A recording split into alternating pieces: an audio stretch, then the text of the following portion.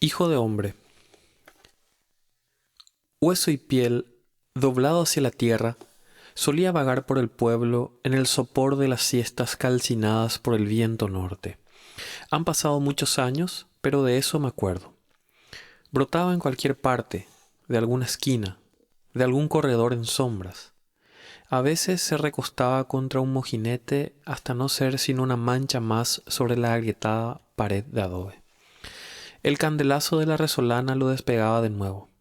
Echaba a andar tantaleando el camino con su bastón de tacuara, los ojos muertos, parchados por las telitas de las cataratas, los andrajos del Aopoí sobre el ya visible esqueleto no más alto que un chico. Una pausa. El Aopoí es un bordado, y el nombre Aopoí viene de la palabra en guaraní que significa tela fina o prenda delicada, que surgió en el siglo XIX en la ciudad de Yataití, en el departamento de Guairá. Bueno, continúo. ¡Guau, Macario! Dejábamos dormir los trompos de Arazá junto al hoyo y lo mirábamos pasar como si ese viejecito achicharrado, hijo de uno de los esclavos del dictador Francia, surgiera ante nosotros, cada vez como una aparición del pasado. Algunos lo seguían procurando alborotarlo, pero él avanzaba lentamente sin oírlos, moviéndose sobre aquellas delgadas patas del venteveo. El venteveo es el pitohue, llamado pitohue en Paraguay, es un ave, también llamado bicho feo, se le llama vulgarmente, según la creencia paraguaya. Es un pájaro que por lo general anuncia la mala suerte o el embarazo según la tonalidad de su canto. Ok. Los mellizos Goiburú corrían tras él tirándole puñados de tierra que apagaban un instante la diminuta figura. Bicho feo, feo, feo. Caraitu yacolí, willy. Bueno, la expresión caraitu yacolí significaría señor viejo sin cola. Es un vocativo de burla.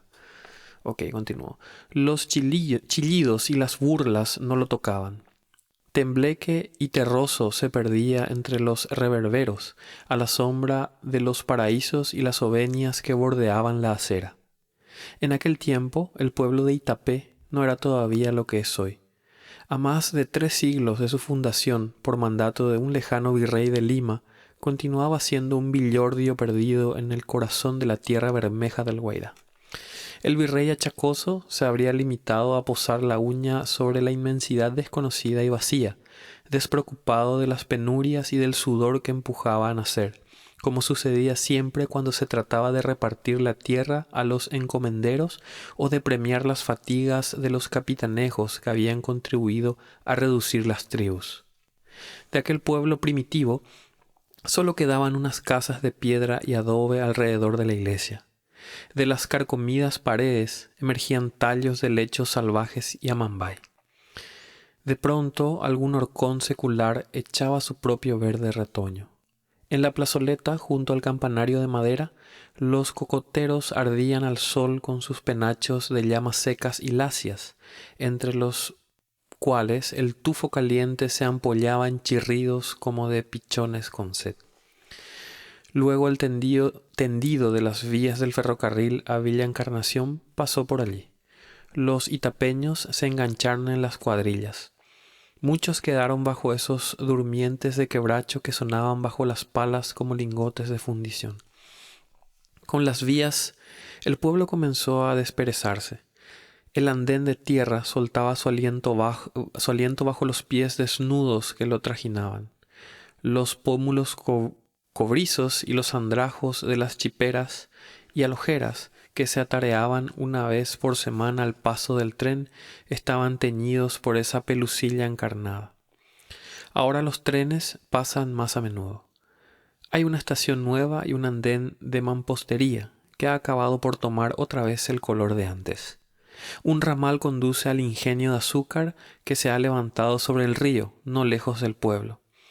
Frente a la estación están los depósitos de una bodega y las tiendas de los turcos hacen doler los ojos con sus paredes que parecen bañadas en cal viva.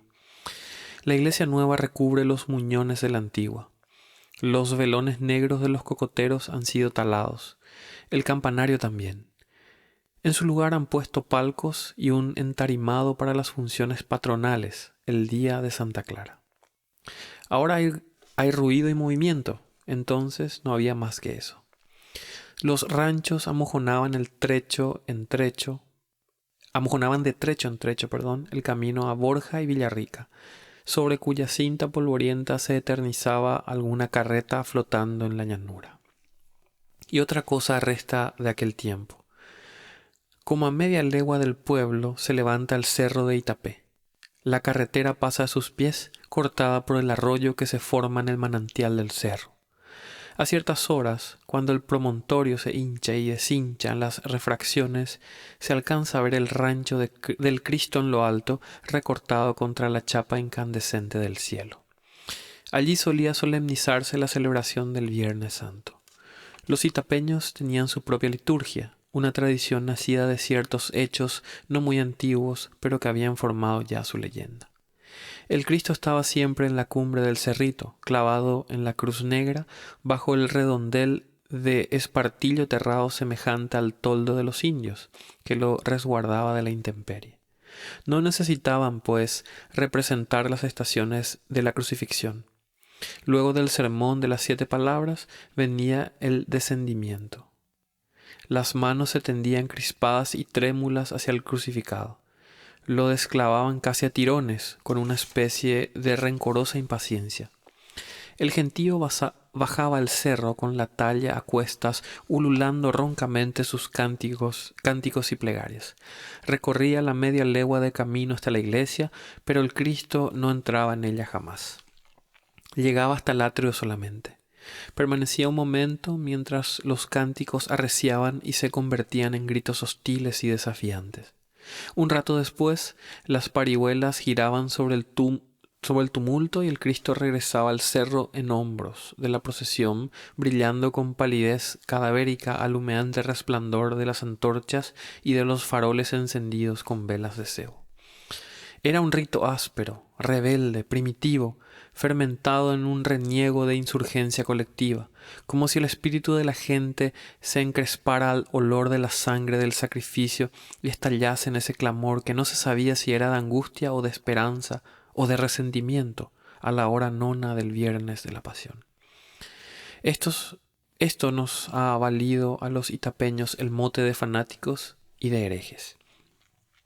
Pero la gente de aquel tiempo seguía yendo año tras año al cerro a desclavar el Cristo y pasearlo por el pueblo como a una víctima a quien debían vengar y no como a un Dios que había querido morir por los hombres.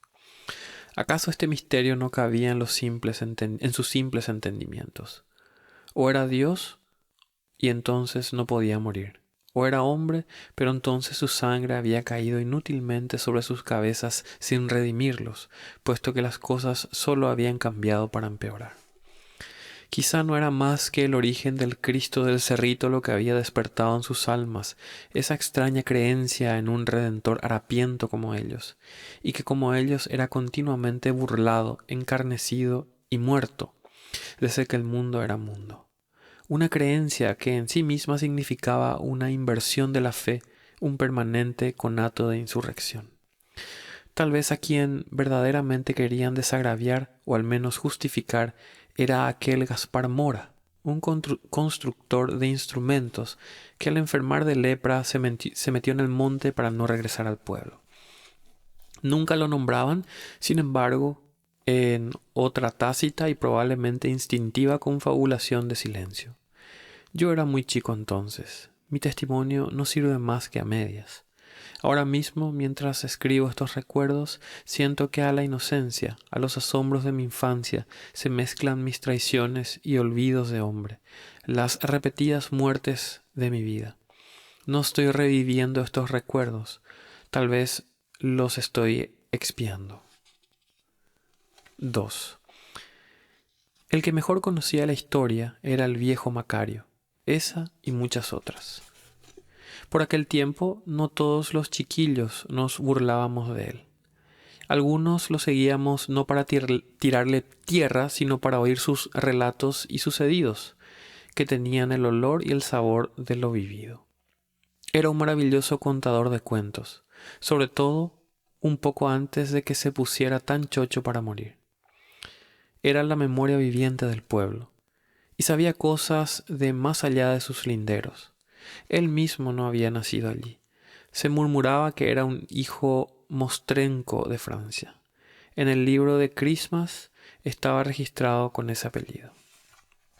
Macario había nacido algunos años después de haberse establecido la dictadura perpetua. Su padre, el Liberto Pilar, era ayuda de cámara de El Supremo. Llevaba su apellido. Muchos de los esclavos que él manumitió, mientras esclavizaba en las cárceles a los patricios, había tomado este nombre, que más se parecía al color sombrío de una época. Estaban teñidos de su signo indeleble como por la pigmentación de la motosa piel. Macario también. Lo escuchábamos con escalofríos, y sus silencios hablaban tanto como sus palabras.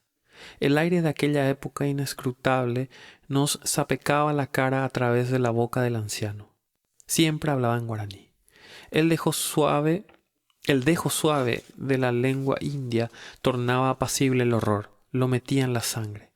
Ecos de otros ecos, sombras de sombras, reflejos de reflejos, no la verdad tal vez de los hechos, pero sí su encantamiento. El hombre, mis hijos, nos decía, es como un río. Tiene barranca y orilla, nace y desemboca en otros ríos. Alguna utilidad debe prestar. Mal río es el que muere en un estero. Él fluctuaba estancado en el pasado. El Caraiguazú mandó tumbar las casas de los ricos y voltear los árboles, contaba. Quería verlo todo. A toda hora. Los movimientos y hasta el pensamiento de sus contrarios, vendidos a los mamelucos y porteños, conspiraban día y noche para destruirlo a él. Formaban el estero que se quería tragar a nuestra nación. Por eso él los perseguía y destruía, tapaba con tierra el estero. No le entendíamos muy bien, pero la figura de El Supremo se recortaba imponente ante nosotros contra un fondo de cielos y noche, vigilando el país con el rigor implacable de su voluntad y un poder omnímodo como el destino. Dormía con un ojo abierto, nadie lo podía engañar. Veíamos los sótanos oscuros llenos de enterrados vivos que se agitaban en sueños bajo el ojo insomne y tenaz. Y nosotros también nos agitábamos en una pesadilla que no podía, sin embargo, hacernos odiar la sombra del Caraiguazú. Lo veíamos cabalgar en su paseo vespertino por las calles desiertas, entre dos piquetes armados de sables y carabinas, montado en el cebruno sobre la silla de terciopelo carmesí con pistoleras y fustes de plata. Alta la cabeza, los puños engarfiados sobre las riendas, pasaba el tranco venteando el silencio del crepúsculo bajo la sombra del enorme tricornio, todo él envuelto en la capa negra de forro colorado, de la que sólo emergían las medias blancas y los zapatos de charol con hebillas de oro, trabados en los estribos de plata. El filudo perfil de pájaro giraba de pronto hacia las puertas y ventanas atrancadas como tumbas, y entonces aún nosotros, después de un siglo, bajo las palabras del viejo, todavía nos echábamos hacia atrás para escapar de esos carbones encendidos que nos espiaban desde lo alto del caballo, entre el rumor de las armas y los herrajes. El caserón de la plaza de armas, la noche de Reyes, fiesta de su natalicio. En medio del parpadeo de innumerables velas que rayaba la tiniebla de la galería, el Caraiguazú en persona, ceñido de levita azul, calzón blanco y espadín, repartía limosnas a los hijos de los pobres, casi sobre los sótanos de la prisión. Iban dejando sus candiles en los corredores a cambio de los cuartillos que caían de las manos todopoderosas. No tenían para darle más que esa gota de luz de su agradecimiento y de su miedo. Macario se cuidaba de usar esta palabra, pero era posible imaginar al hosco Santón enlevitado esculcando con sus miradas esos andrajos y esas reverencias para ver si había debajo la sarna de la conspiración, la más mínima mota de rebeldía o de odio. Nadie lo podía engañar. No lo engañó ni siquiera el mulato Pilar, padre de Macario, el único sirviente de toda su confianza. Lo quería como un hijo, nos dijo una tarde. Él tanteaba las comidas del Caraiguazú para probar si estaban limpias de veneno. Cuando no se pudo levantar de la cama, agarrotado por el reumatismo, Taitá Pilar fue quien viajó a Itapúa y la Candelaria para traer los remedios que el médico Franchute, prisionero en Santa Ana, había recetado. Taitá significa abuelo en guaraní y Caraiguazú significa el señor grande o gran señor. Ok, continúo. Yo lo acompañé a Taitá en el viaje. El Caraí sanó con los remedios. Taitá era el más feliz de los hombres, pero entonces vine yo y le destruí su alegría. Se quedó callado largo rato, la quijada hundida en el pecho, rumiando ese recuerdo. ¿Por qué le destruyó su alegría Taitá Macario? Me animé a preguntarle. Esta tarde. Los parchecitos de seda sanguinolenta parpadearon. Esa tarde encontré una onza de oro sobre la mesa. El Caraiguazú acababa de salir para su primer paseo después de la enfermedad. No pude resistir la tentación. Tomé la onza. De mi mano salió al tiro humo y olor a carne quemada. Largué la onza y corrí a esconderme. El propio Caraiguazú la había puesto en un brasero. A su regreso me mandó llamar. Me hizo extender la mano. Vio la llaga de la verdad. Ya era suficientemente castigo. Pero él mandó a mi padre que me diera 50 palos en su presencia. Taitá Pilar me pegó los 50 azotes uno por uno con una rama de guayabo mojada en vinagre y sal. Yo aguanté los primeros sin llorar, pero antes de desmayarme le vi a Taitá los ojos blancos del dolor que yo sentía. Yo era el más querido de sus hijos. Un poco después pateó a Sultán, que era el más querido de los perros del Caraí. Entonces lo hizo apresar y mandó al verdugo de la cárcel que le diera 100 palos con la misma vara. Taitá estaba como loco. Unos días más tarde se insolentó con el guardián del calabozo. Esa dicen que fue su culpa.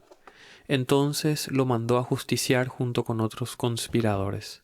El Caraiguazú lo quería como un hijo, pero no lo quiso perdonar por traidor. No era un traidor. Se murió por mi culpa, porque toda su desgracia salió de la llaga negra de mi ladronicio. Los 12 hijos de Pilar fuimos confinados a distintos puntos del país. Yo vine aquí y me quedé con mi hermana María Candé, madre de Gaspar, el que después iba a ser músico y constructor de instrumentos. Esa tarde supimos que Macario Francia era tío de Gaspar, pero ni siquiera entonces habló de él. A ver ustedes, las manos, nos dijo de pronto. Las encogimos y cerramos con fuerza ante los dedos sarmentosos, a pesar de las cataratas del viejo. Él volvió la diestra. Era casi transparente. En el fondo, a ras de los huesos, estaba la mancha negra entre las terrosas arrugas, como un agujero. A ver si a ustedes también les pasa esto. Yo he vivido para pagar, y he vivido demasiado. Nos tenía empallenados con sus cuentos. Entre paréntesis, el payé es como una suerte de embrujo, una palabra que se usa, una costumbre aquí de Paraguay, el payé. Okay. Nos tenía empallenados con sus cuentos. Unos años antes de la Guerra Grande, fui a visitar al médico Guazú de Santa Ana para pedirle remedios. Al hablar de Guerra Grande se refiere a la guerra contra la Triple Alianza del año 1864 al 1870. Ok, continúo. Unos años antes de la Guerra Grande fui a visitar al médico Guazú de Santa Ana para pedirle remedios. Mi hermana Candé estaba muy enferma del pasmo de sangre. Un viaje inútil. Recordaba el anterior, 20 años antes, cuando había ido con Taitá a traer el bálsamo para el Caraí. Esta vez no tuve suerte. El Franchute también estaba enfermo. Así me dijeron. 3 días esperé frente a su casa a que se sanara. Por las noches lo sacaban al corredor en un sillón frailero. Lo veíamos quieto y blanco, gordo y dormido a la luz de la luna. La última noche un borracho pasó ante el enfermo, saludándolo a gritos. Iba y venía, cada vez más enojado, gritando cada vez más fuerte. Buenas noches, Caray von Plant. Ave María Purísima, Caray von Plant. Al final lo insultó ya directamente. El médico Guazú, grande y blanco, lleno de sueño, no le hacía caso ni se molestaba. Entonces el borracho no aguantó más el desprecio. Sacó un cuchillo y, subiendo al corredor, lo apuñaleó con rabia hasta que salté sobre él y le arranqué el cuchillo. Vino mucha gente. Entonces supimos que el médico Guazú había muerto 3 días atrás. El borracho solo apuñaleó el cadáver embalsamado que ponían a orear al sereno. Para mí fue como si hubiera muerto por segunda vez. Cuando regresé a Itapé, mi hermana María Candelaria había sanado. Para que se sanara del todo, yo puse bajo su cabezal el cuchillo del borracho que había herido al teongüe del médico Guazú. Teongüe significa cadáver en guaraní. Ok, continúo. Algunos no le creían. Los mellizos Goiburú, por ejemplo. Pedro tenía una cara de risa, Vicente un corazón de diablo. Pero entre los dos eran uno solo. Ya entonces comenzaban a burlarse del viejo Liberto. Otro día nos llevó a su rancho. De un hueco del solero extrajo un pequeño envoltorio. Lo deslió. De un saquito de piel de iguana, entre restos de escayola, sacó un objeto. En la mano de tierra temblaban un hebillón de plata. ¿Qué es escayola? Escayola. Escayola es yeso calcinado mezclado con agua. Se emplea para material de escultura. Ok. Material de escultura para hacer moldes. Perfecto. Ok. Entonces le doy vuelta. Otro día nos llevó a su rancho. De un hueco del solero extrajo un pequeño envoltorio. Lo deslió de un saquito de piel de iguana. Entre restos de escayola sacó un objeto. En la mano de tierra temblaba un hebillón de plata. Esto, dijo, pero no pudo continuar. No hacía falta saber. Contemplamos absortos el hebillón. Un aerolito caído en un desierto. Ahora, ¿qué es aerolito? Aerolito. Fragmento. Un aerolito es un fragmento de un cuerpo procedente del espacio exterior. Ok.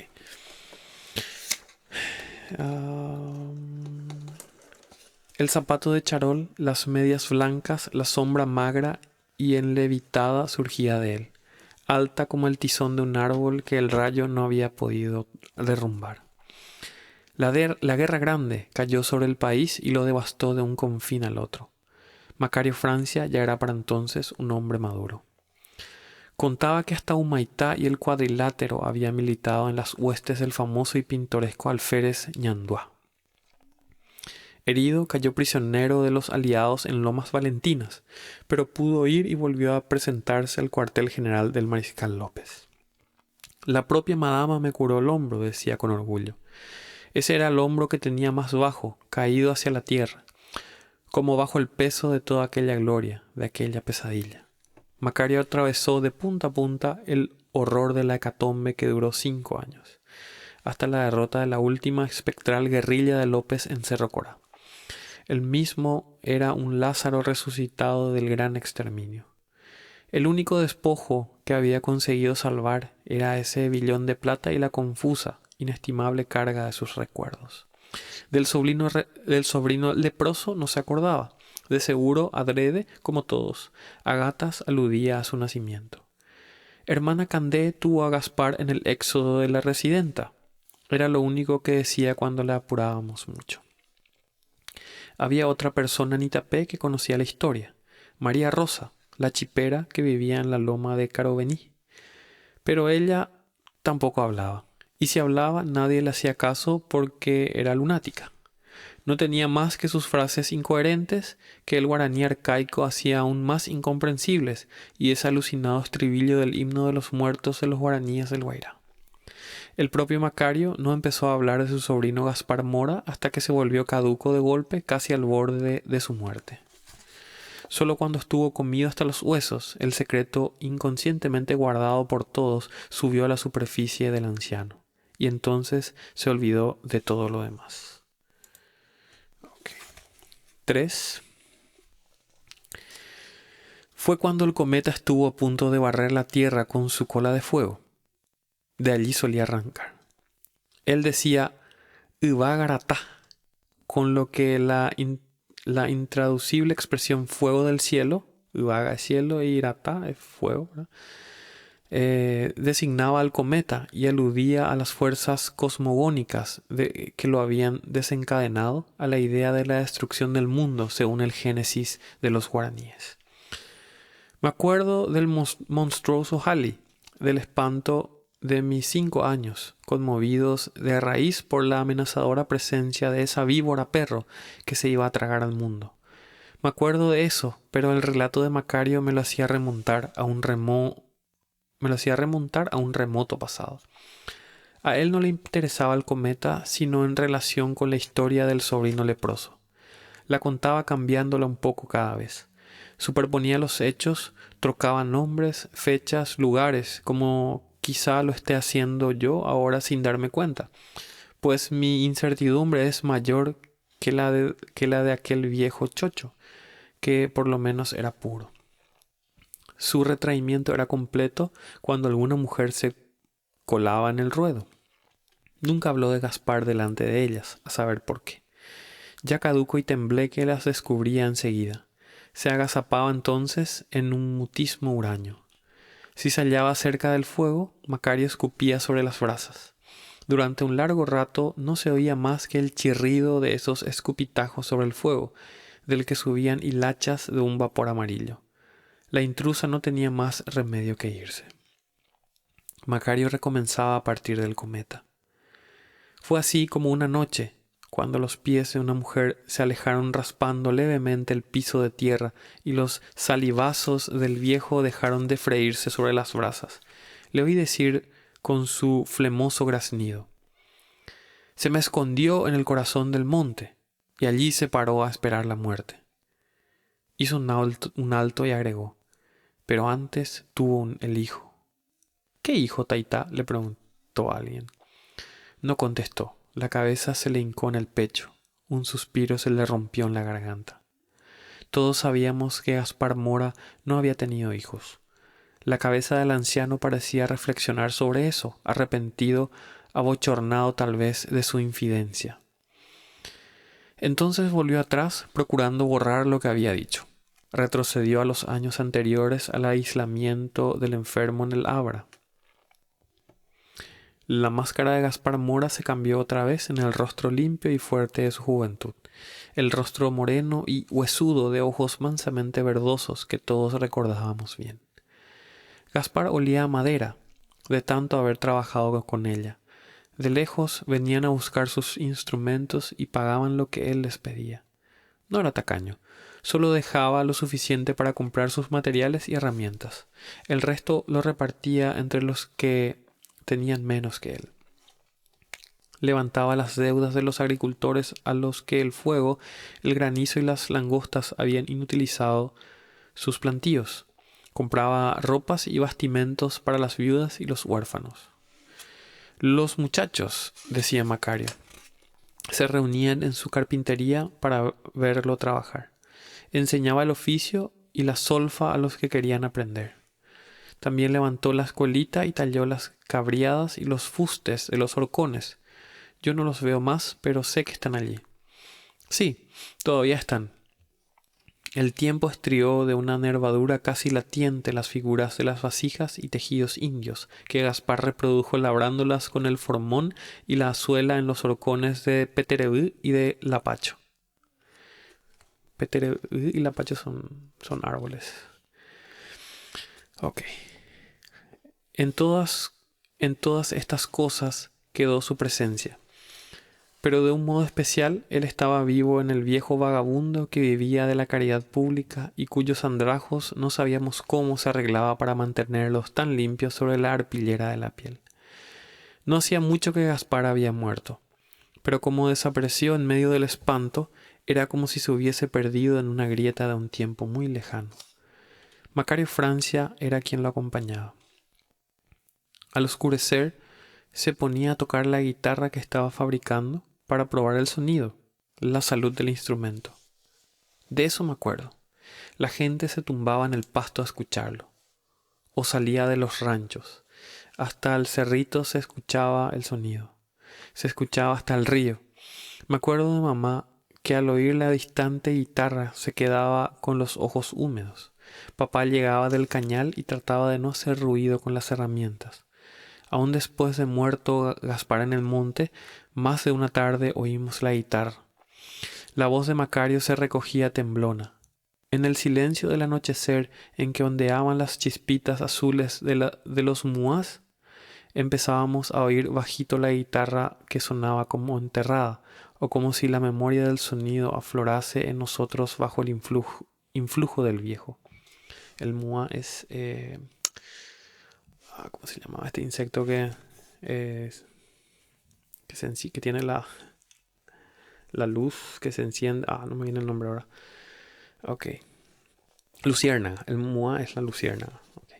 En ese momento comprendíamos también las palabras rotas de María Rosa.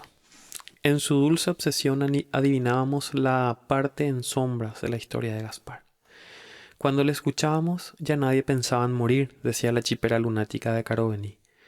Se durmió en el corazón de la madera. Estaba muy cansado, porque tuvo que luchar todo el tiempo con el gran murciélago.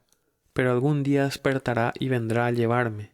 El cometa lo volverá a traer. Le clavaron las manos y los pies, pero el cometa lo despertará y lo volverá a traer del monte. Ambos, Macario y María Rosa, con todo y su chochera el uno, con su mansa demencia la otra, parecían atados para siempre por esa cola fosforescente al malato muerto en la selva. Cuarentona, con los cabellos enmarañados que comenzaban a encanecer, a pesar de esa tardía maternidad que le había dado una hija, María Rosa continuaba enamorada de él. En aquel tiempo, todas las mujeres estarían enamoradas del músico, o de lo que él representaba para ellas.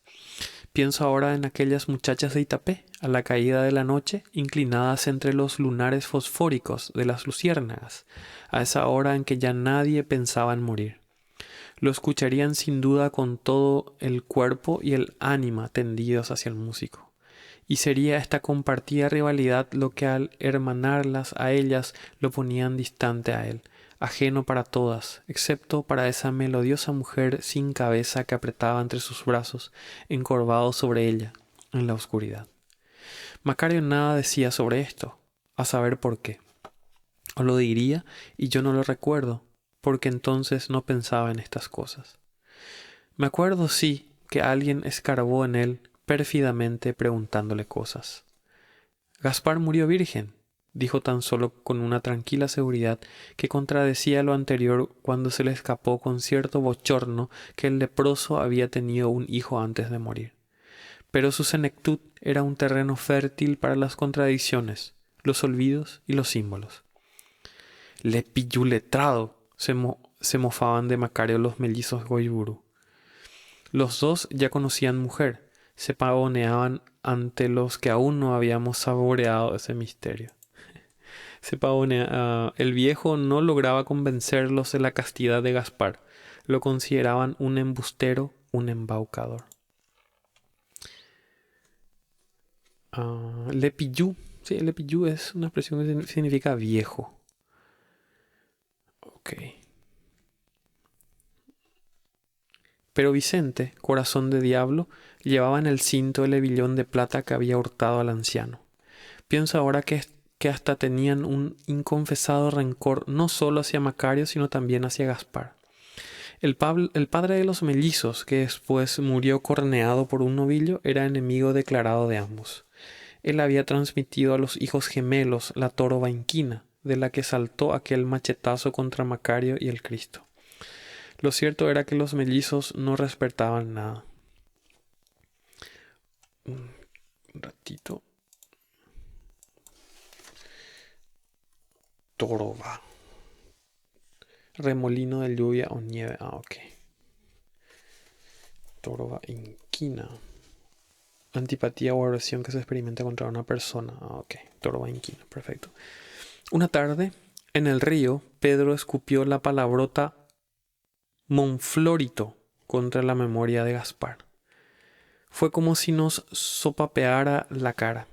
Nos abalanzamos sobre él, lo tumbamos y le atascamos de arena la boca, como para hacerle tragar de nuevo el insulto, para enterrar esa negación de hombría que acababa de proferir contra ese hombre que para nosotros era el más hombre de todos.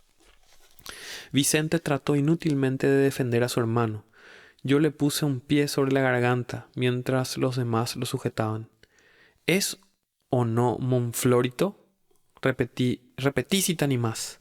No, gimió acobardado. Entonces lo largamos.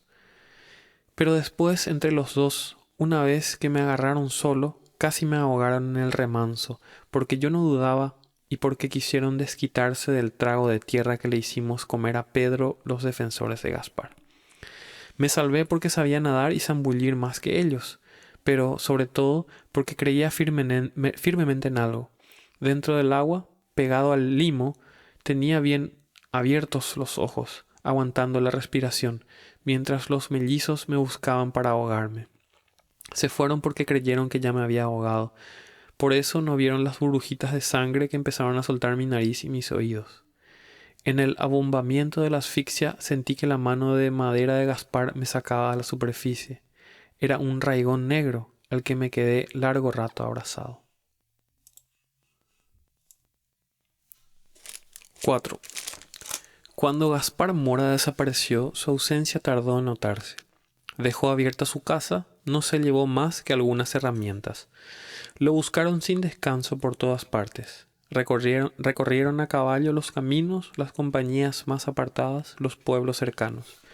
Pero nadie sabía nada. Gaspar se había esfumado sin dejar rastros. Era como si ya se hubiese muerto. Las viejas mandaron promesas para su retorno. Las muchachas andaban tristes con la cabeza ladeada hacia la pena. Sobre todo una, María Rosa, la menuda chipera, que le solía llevar llevar calentitos y crocantes sus chipás sin querer cobrarle nunca nada. Y también cachos de banana de oro y el agua fresca del manantial del cerro en una cantimplora forrada con húmedas hojas de banano. Ella misma tenía la carne prieta y morena de una tinaja, sus formas redondeadas, su tostado brillo en los pómulos y una chispa de ojo de agua en las oscuras pupilas.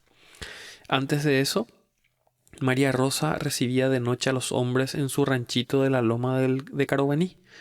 Troperos, gente de paso, nunca a los hombres del pueblo. Las viejas la miraban de reojo y cotorreaban a sus espaldas. Ella no les hacía caso ni les guardaba rencor. Cuando Gaspar Mora desapareció, el rancho permaneció cerrado, solitario, silencioso, entre los cocoteros. El pequeño farol murciélago ya no brillaba en lo alto, a través de la ventanita tapada con un trozo de zaraza floreada. Zaraza, ¿qué es zaraza? Un ratito. Zaraza. Zaraza, tela de algodón muy ancha, muy fina y con listas o flores estampadas. Ok.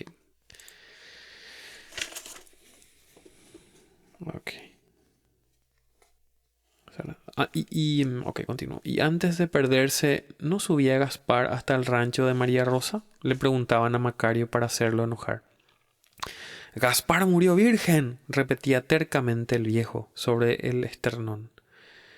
También ahora la puedo imaginar a María Rosa buscando, esperando al desaparecido, purificándose en la espera, como si de golpe hubiera descubierto que todos los hombres eran uno solo y que precisamente ese hombre ya no estaba y quizá no regresaría. 5. Pasaron meses, tal vez años. Un hachero trajo al pueblo la noticia. Contó en lo más hondo del monte, mientras volteaba árboles, había escuchado sonar una guitarra hacia el atardecer. Al principio pensó en alguna agüería. Pora o pombero, me dije. Pora es fantasma, guaraní. Pora o pombero. Y pombero es un personaje mitológico de la cultura guaraní. cultura paraguaya guaraní. Bueno, Pora o Pombero, me dije. Capaz que fuera el Yacyyateré. El Yacyyateré también es un personaje mítico de la cultura paraguaya. Ok, el Yacyyateré es como un duende rubio que merodea por el campo a la siesta. Generalmente aparece entre los maizales, según la mitología. Ok. Pora o Pombero, me dije. Capaz que fuera el Yacyyateré. Aunque yo no creo en esas cosas, dije en el corro que se había formado para oírlo. La guitarra seguía sonando. Busqué el lugar de donde venía el sonido. Me costó encontrarlo. La música, apretada por el monte, me toreaba de un lado a otro. Al fin me metí por un pique y desemboqué en un cañadón. Vi primero el rancho. Enfrente, sentado sobre un tronco, Gaspar estaba tocando una guitarra blanca, sin barnizar.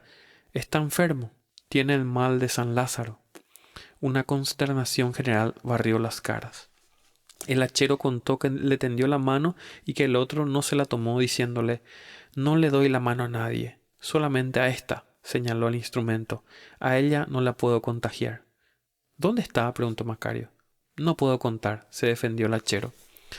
«Vas a contar», le conminó el viejo. «Tenemos que ir a buscarlo». Le juré sobre el hacha que no diría nada. Gaspar quiere estar solo. María Rosa abandonó el ruedo. Mientras los demás se quedaban discutiendo, ella se fue a su rancho. Puso en una canasta varias argollas de chipás y bastimentos y se encaminó hacia el monte. Ella sabía dónde trabajaba el hachero. Al día siguiente, el grupo encabezado por Macario se cruzó con ella, que venía de regreso. La detuvieron en la picada. Se negó a hablar. Volvía cambiada, con el rostro de una sonámbula. 6. Macario y sus acompañantes también se estrellaron contra la voluntad de aislamiento del enfermo, contra su decisión de permanecer allí hasta el fin. Omanova ecueco doyeje ai oikobebandi. Es una expresión en guaraní que significa que los muertos no se juntan o no se mezclan con los vivos. Ok. Omanova ecueco doyeje ai oikobebandi. Contaba Macario que les dijo de lejos, impidiéndoles con un gesto que se acercaran. «Venimos a llevarte, Gaspar», le dijo Macario.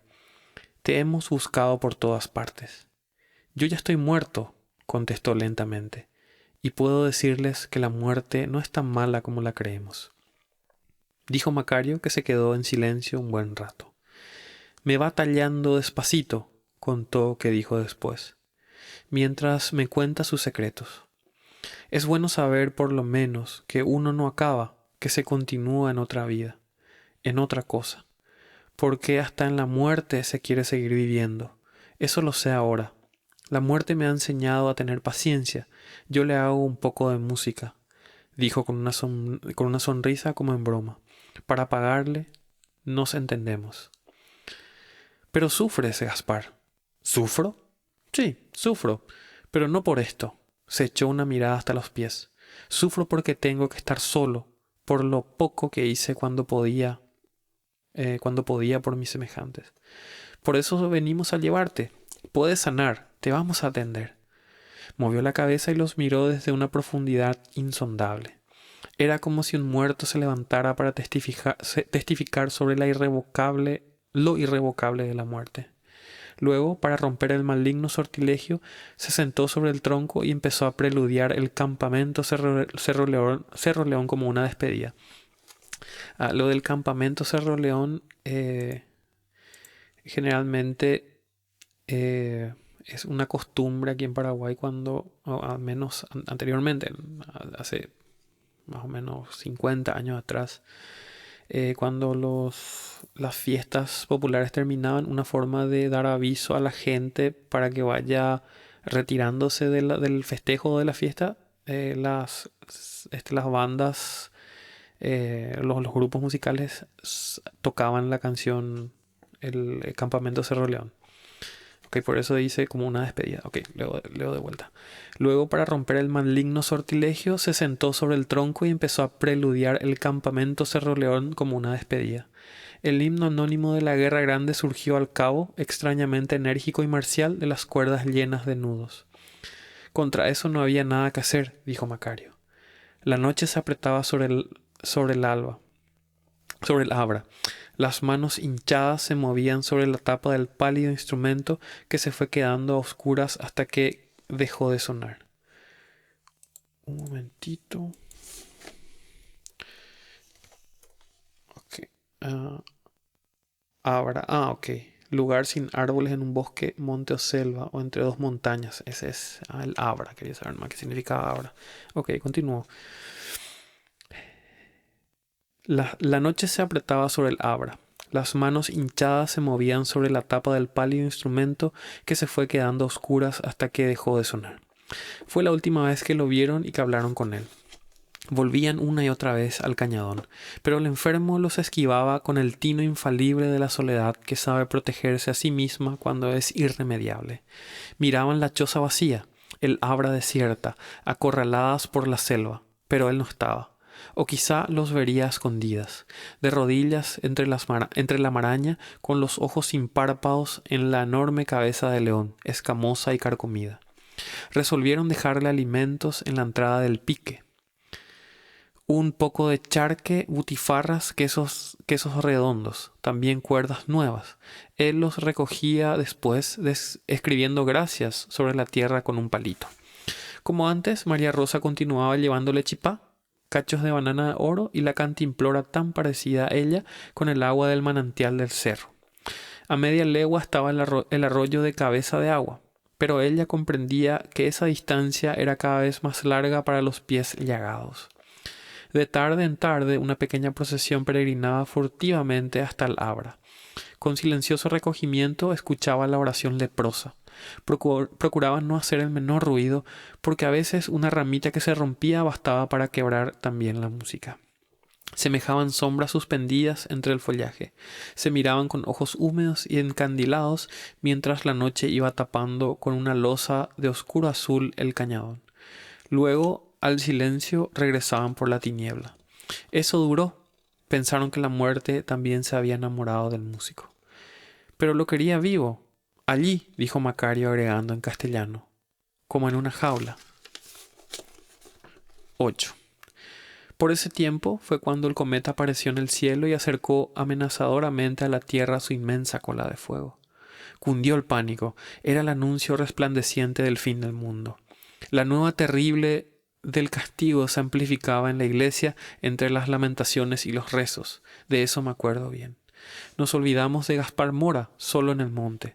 Después empezó la sequía, como si el ardiente resuello del monstruo hubiera secado toda la tierra, toda el agua de la tierra y del cielo. María Rosa trató de llegar al Abra con su pequeña carga de agua y provisiones, pero no pudo. Se extravió en el monte. Cegada, extraviada por el maléfico Ubagarata, Después de varios días reapareció gesticulante. «Ya no está, se fue», murmuraba con tranquila desesperación. «Lo llevó el cometa». Cuando el miedo aflojó, Macario y otros llegaron a la entrada del pique. Encontraron que las últimas provisiones no habían sido retiradas. Las hormigas estaban llevando los restos enmohecidos. Un momentito. Pique. Camino estrecho que se abre en un bosque. Ok. La picada sería picada también. Suelo usar pique. Ok. Empezaron a llamarlo a gritos. La oquedad del monte solo devolvía ecos pastosos. Lo rastrearon hacia el arroyo. Allí lo encontraron de bruces sobre los guijarros y la arena del cauce seco. Estaba muerto, de varios días. Allí mismo, junto al álveo, cavaron la tierra con sus machetes y lo enterraron. Macario labró una tosca cruz de palo santo y la plantó a la cabecera de la tumba. Volvieron silenciosos y apabullados hacia el cañadón. Se sentían culpables. La muerte de Gaspar pesaba sobre nosotros, dijo Macario. Íbamos a recoger la guitarra y quemar la choza. 9. Por la abertura que hacía la puerta, entrevieron en el interior la silueta de un hombre desnudo, adosado al tapial. Se quedaron clavados por el estupor. Un frío de muerte nos cuarteó las carnes, contaba Macario. El hombre estaba inmóvil, con la barba hundida en el pecho y los brazos extendidos. La penumbra no les dejaba ver bien. Parecía no tener pelos y su desnudez era enfermiza, flaca, casi esquelética. Acababan de enterrar a Gaspar Mora y el rancho ya tenía otro ocupante. Tardaron en recuperar el habla. Un hálito sobrenatural les había paralizado la lengua. ¿Quién anda ahí?, pudo gritar al fin Macario. El hombre continuaba sin moverse, con la cabeza agacha y los brazos abiertos, como avergonzado de estar allí. Macario volvió a ensayar la pregunta, esta vez en castellano, con idéntico resultado. El desconocido no hizo el menor gesto. Su mudez, su inmovilidad les arañaba la piel erizada de pavor. Tuvieron la sensación de que aunque pasaran 1000 años, ese hombre no se movería ni les haría caso. Quizás también estaba muerto y solo se mantenía en pie por un milagroso equilibrio, las largas espinas de los brazos agarradas a la oscuridad. Al principio pensamos en un habitante de otro mundo, nos decía Macario, pero era un hombre, tenía el bulto y la traza de un cristiano, y estaba allí parado, quieto, mirándonos con su silencio y sus brazos extendidos. Entonces, sublevados, enfurecidos por el miedo, irrumpieron en el rancho. Macario levantó el machete contra el intruso. Al resplandor de la hoja inmovilizada en el aire, vieron que era un Cristo de madera, del tamaño de un hombre. Gaspar no quería estar solo, murmuró el viejo. Durante el tiempo de su exilio lo había tallado pacientemente, acaso para tener un compañero en forma de hombre, porque la soledad se le habría hecho insoportable, mucho más terrible y nefanda quizá por su propia enfermedad. Nefasta seguramente. Nefanda, sí, está bien. Nefanda que resulta abominable por ir contra la moral y la ética. Ok, nefanda. Ok. Sí, nefanda quizá por su propia enfermedad. Ok. Allí estaba el manso camarada. Le sobrevivía apaciblemente. Sobre la pálida madera estaban las manchas de las manos purulentas. Lo había tallado a su imagen y semejanza. Si un alma podía adquirir forma corpórea, esa era el alma de Gaspar Mora. Alguien propuso enterrar la talla junto al cuerpo del leproso. No, dijo terminantemente Macario. Lo dejó en su reemplazo. Los demás asintieron en silencio. Tenemos que llevarlo al pueblo, dijo Macario. 10. Lo cargaron en hombros y regresaron por la picada, entre el siseo del resquebrajado follaje. En la hondura del monte, el tañido ululante del urutaú acompañó sus pasos como el doblar de una luctuosa campana. Macario iba detrás de la guitarra. El polvo los acompañaba en la marcha lenta y borrosa que sacaba a un Cristo de la selva como descolgado de una inmensa cruz. De pronto, una sombra escuálida se les unió. Era María Rosa. La ropa se le caía en pedazos. La sangre seca de los rasguños y desolladuras veteaba su piel en todas direcciones. Clavó la mirada demencial en el Cristo. «Debe tener sed», dijo. En la mano llevaba la cantimplora. La levantó. De uno de los picos cayó un chorrito de agua, pero nadie le hizo caso. Luego de un rato de marcha, empezó a cantar con voz rota y débil ese estribillo casi incomprensible del himno de los muertos. Se interrumpía a trechos y recomenzaba con los dientes apretados. El canto ancestral se apagó por fin en sus labios. Caminaba lentamente con la cantimplora en la mano, detrás del encorvado Macario que llevaba la guitarra al hombro. Tan absortos iban con su carga que al salir del campo no se dieron cuenta de que el tiempo había cambiado. El cielo candente y translúcido se rajaba en finas estrías y se estaba encapotando. Los nubarrones parecían más oscuros por los intermitentes fulgores que apuñaleaban sus vientres. Ráfagas del olvidado olor de la lluvia caían sobre el polvo. Un poco después la penumbra se cernía ya a ras del Cristo y tiznaba las caras de sus portadores, en las que los ojos brillaban a cada refusilo. Al pasar frente al cerrito cayeron las primeras gotas, goterones de plomo derretido. Al entrar en el pueblo, la torrentada de la lluvia caía sobre ellos, deslomándolos entre los relámpagos y los aletazos del viento. El Cristo chispeaba como electrizado. Se encaminaron hacia la iglesia, chapoteando hasta las rodillas en los revueltos raudales. La puerta estaba cerrada. Oían el opaco zumbido de la campana rota golpeada por la lluvia. Entraron al Cristo en el corredor, al reparo del alero. Lo recostaron de pie contra la tapia, como lo habían encontrado en la choza, y se sentaron en cuclillas a su alrededor. María Rosa permaneció en la lluvia, desleída toda ella en una silueta turbia y real. Los hombres aparentaban no verla, solo el Cristo extendía hacia ella los brazos. 11. Allí y en esa posición tuvo que esperar varios días, hasta la llegada del cura, que solo venía a Itapé los domingos quebrados del mes. Macario le refirió lo acontecido, pero el cura, que ya estaba enterado, se opuso en redondo a la entrada de la imagen en el templo, pese a la agüería del milagro que empezaba a orearla. Había traído la lluvia del monte. No era tal vez un aprecio suficiente. Podía tratarse de una coincidencia. El cura miraba de reojo la talla con un dejo de invencible repugnancia en el gesto, en la voz. En verdad, la facha del Cristo no impresionaba bien. Le faltaba el pelo, las vetas de la madera le jaspeaban la cara y el pecho de manchas escamosas y azules. «Es la obra de un lazariento», dijo el cura. «Hay el peligro del contagio.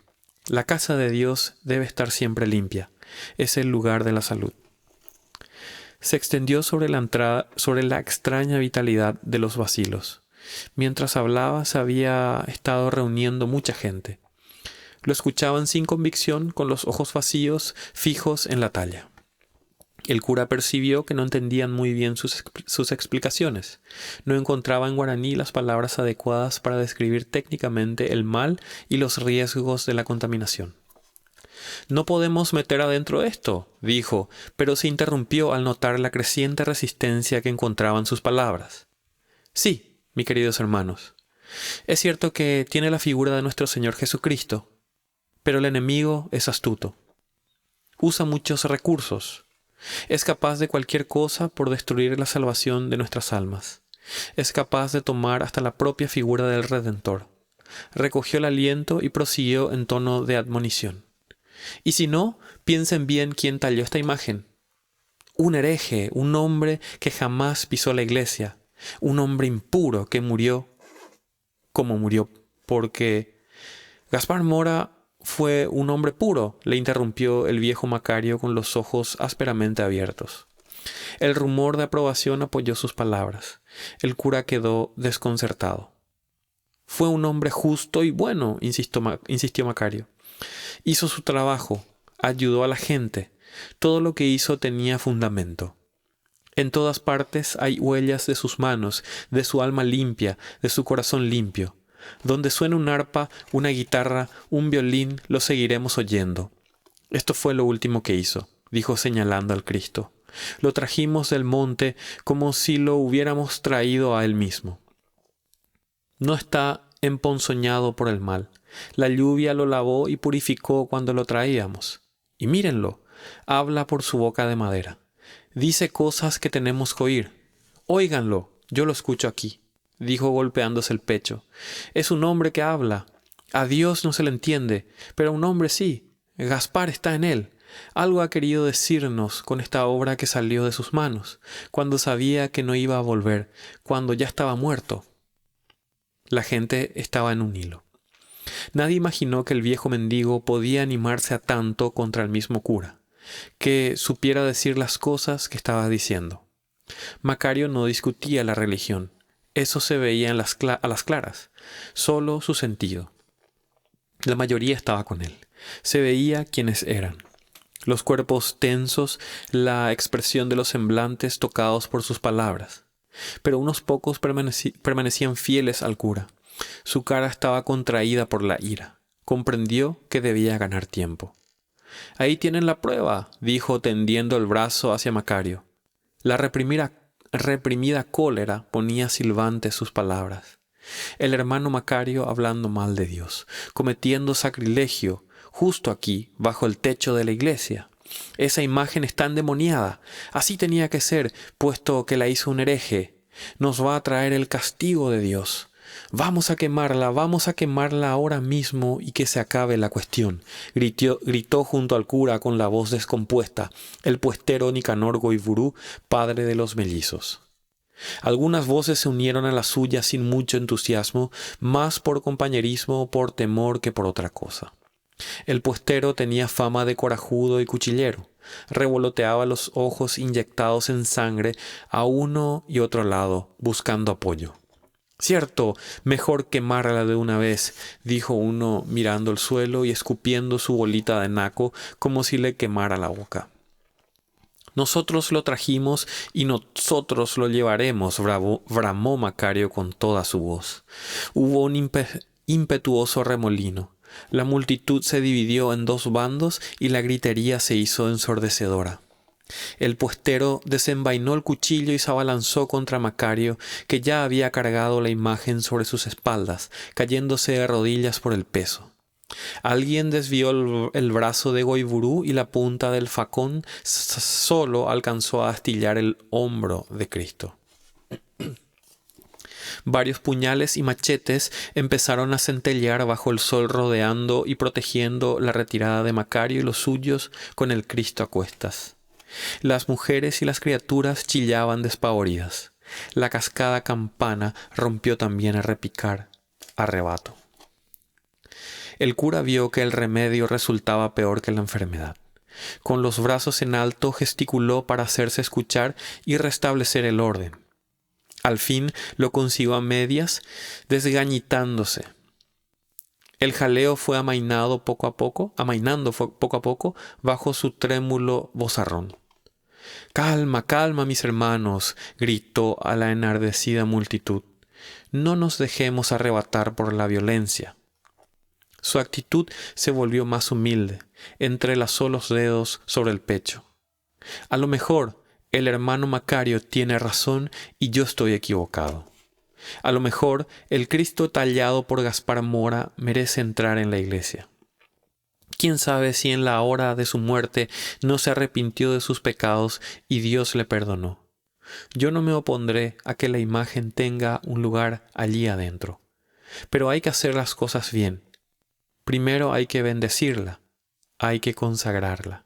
Este es un asunto muy delicado. Déjenme consultar a la curia, y entonces se resolverá del modo que más convenga a los intereses de la santa religión. ¿No es esto justo?» La gente acató en silencio el armisticio pedido por el cura. Macario y los suyos estaban inmóviles, las caras enlodadas de polvo y sudor. Se miraron entre ellos y fueron a recostar nuevamente el Cristo contra la tapia, en el corredor. La multitud se dispersaba en un opaco rumoreo. Esa misma tarde, mientras se despojaba de los ornamentos, el cura habló en la sacristía con el campanero, un muchacho rengo y granudo que también haría de sacristán. «Después de mi ida, esa imagen debe desaparecer. No quiero fomentar la idolatría entre mis feligreses». El muchacho estiró el cuello largo y escrofuloso y miró al cura sin entender. El incensario, del que se hallaba descargando las cenizas aún humeantes, tintineó al chocar contra el suelo. «Cuando me vaya, vas a hacer lo que dijo Goiburú», prosiguió el cura en el tono a la vez confidencial y autoritario que había adoptado con el muchacho. «¿Cómo, paí?» «Lo que oíste. Vas a quemar esa talla a escondidas, de noche, sin que nadie te vea, en el monte. Después enterrarás las cenizas y te coserás la boca. Mucho cuidado. Le echarán la culpa a Goiburú, a quien sea. Qué sé yo, será mejor. Esto tiene que acabar. se dijo a sí mismo. ¿Me has oído? ¿Quemar al Cristo pa' ahí? ¿Yo? Y Paul campanero. La cara granujienta estaba desencajada entre el temor que le inspiraba la orden y la duda de no haber comprendido bien. La nuez subía y bajaba por el pescuezo del muchacho. ¿Yo? Tornó a gorgotear. Sí, vas a quemar eso, farfulló el cura dando un tironazo al cajón de la cómoda. ¿Quemar al Cristo? ¿A qué hora es? No está bendito todavía. Hasta ahora es un trozo de madera, no más. ¿Y cómo pa' ahí? Bisbiseó el muchacho, mirando de reojo hacia afuera. Desde que lo trajeron al monte, hacen guardia por turno para cuidarlo. Y tienen sus machetes. Irás a ver en mi nombre al sargento de la jefatura. Él te dará ayuda. Se veía que él mismo no estaba muy seguro de lo que decía. Sus palabras se apagaron en un murmullo difuso. Se enfundó el guardapolvo y fue a la casa parroquial, donde revisó el sobado cuaderno de anotaciones mientras le cebaban mate. Poco después pidió su cabalgadura y se alejó deprisa por el camino rumbo a Borja, sin saludar a nadie contra su costumbre. No se quedaba siquiera para la misa del domingo. Le creyeron disgustado todavía por el incidente. El sacristán lo siguió un trecho. Iba más rengo y cabizbajo que nunca. Número 13.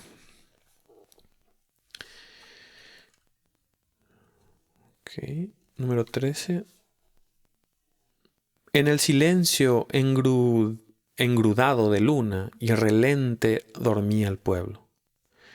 Los ranchos y los árboles se esfumaban en la lechosa claridad que ponía sobre ellos una aureola polvorienta.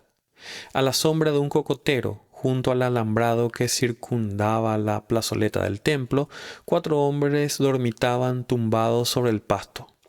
Uno de ellos era Macario.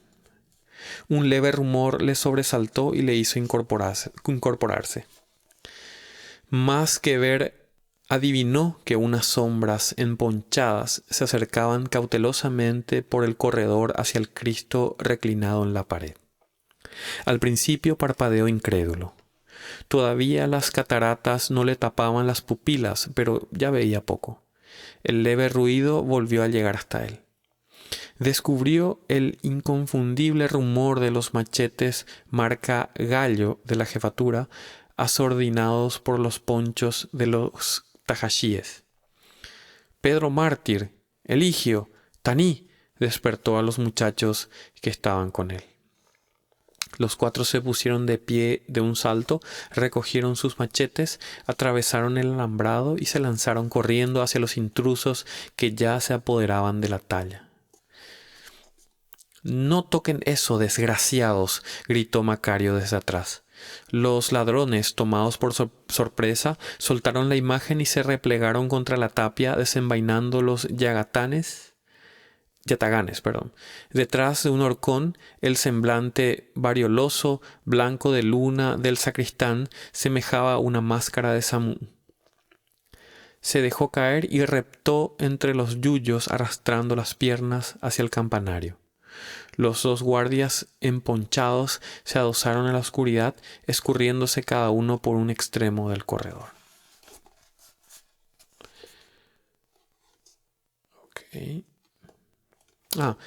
Hace rato hubo una expresión hackera. Dijo, hackera es como una interjección que significa, hey, mira tú.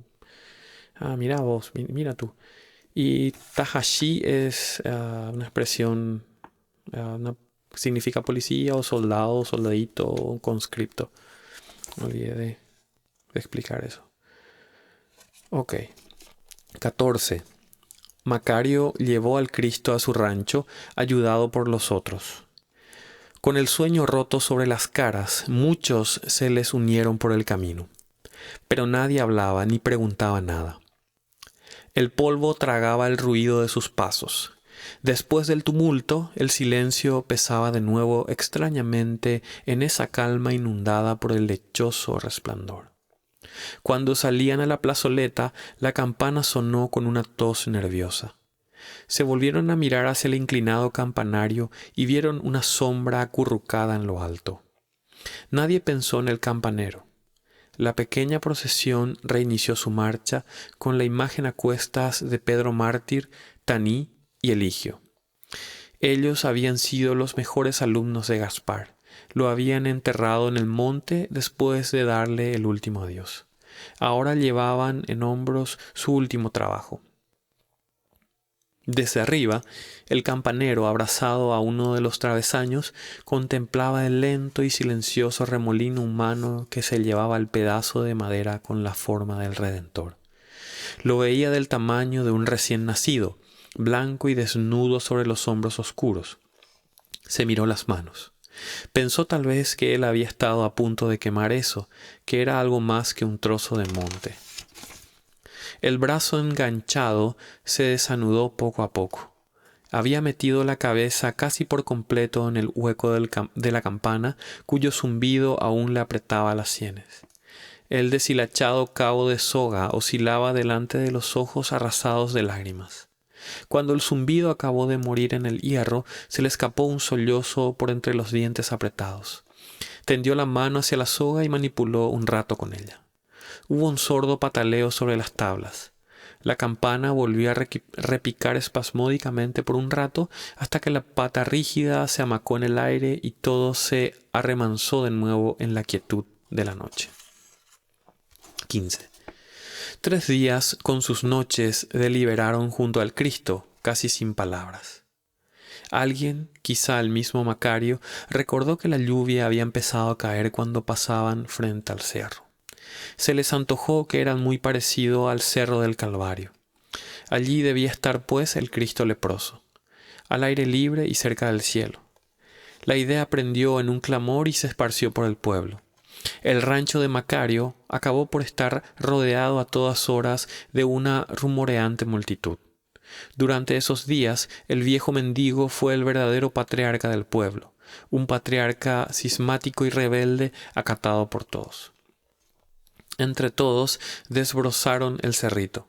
Macario, ayudado por Pedro Mártir, por Eligio Brizueña y por Taní López, construyó la cruz en la que clavaron la imagen, luego de pegarle con cola una renegrida cabellera de mujer que a alguien le alcanzó en medio del trajín.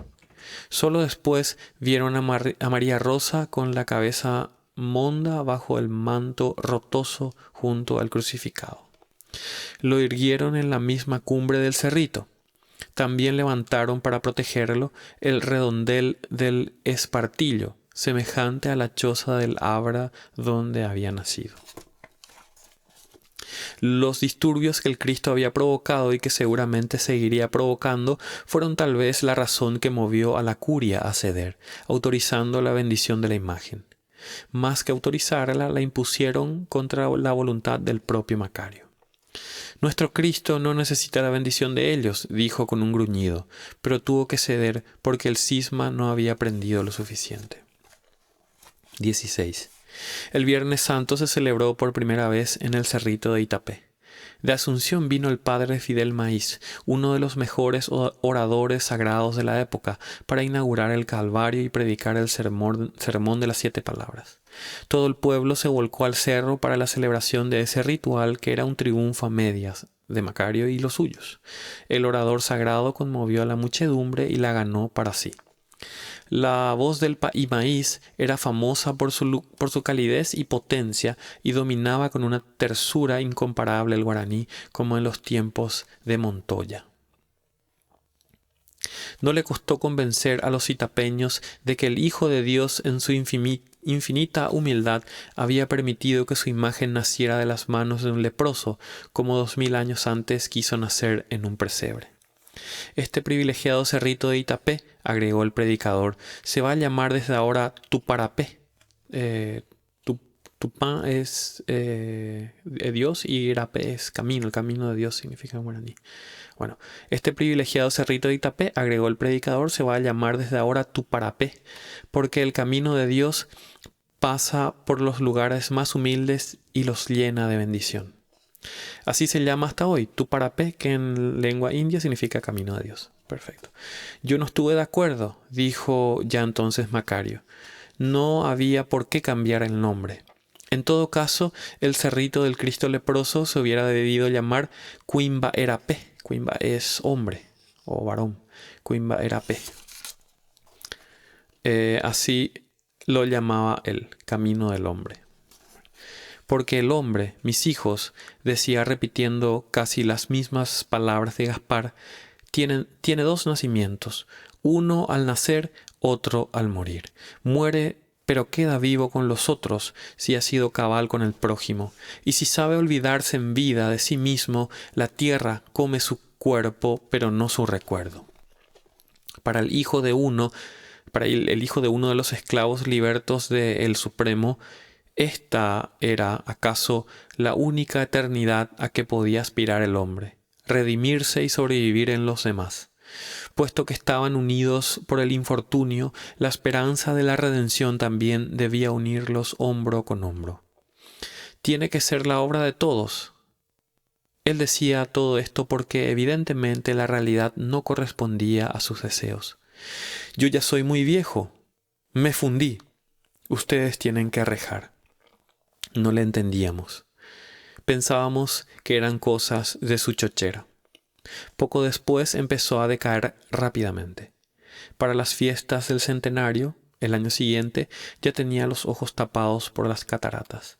Día a día estaba más entumido, más doblado hacia la tierra, no tal vez por el peso de la edad, sino por el último fracaso que lo aplastaba con más fuerza que sus 90 años. Se fue quedando solo, ciego, sin memoria, en el peor de los olvidos, el de la indiferencia. Los recuerdos de aquella época. Un puñado de polvo lanzado por la mano de un chico podía borrarlo. 17. Las vías férreas avanzaban sobre el tendido abriendo una roja rajadura por el valle. Después de rebasar el cerrito, ya se podían ver las puntas de los rieles centelleando en el campo. Itapé iba a desperezarse de su siesta de siglos, pero el pueblo volvía a dividirse en dos bandos irreconciliables, haciendo que el jefe político y el cura recobraran su aflojado poder. Macario vagaba a lo largo del camino escuchando el retumbo de los durmientes bajo las palas y los picos de los cuadrilleros que trabajaban como forzados. «¡Adiós, Macario!», le gritaban al pasar. Si se acercaban, le daban alguna poquita cosa de sus provisiones bien magras. Granos de maíz tostado, algún pedazo de mandioca o yuca también se le llama, algún pedazo de mandioca, lo que podía caber en el buche de un pitogüe. Una mañana de invierno lo encontraron duro y quieto sobre la helada, entre sus guiñapos blancos, al pie del cerrito. Lo alzaron sobre una zorra y lo trajeron al pueblo entre las herramientas. El ruido de las ruedas sobre los flamantes rieles fue su responso. Lo enterraron en un cajón de criatura. Ok, esto fue el capítulo 1. Los espero en el siguiente episodio para continuar con el capítulo 2.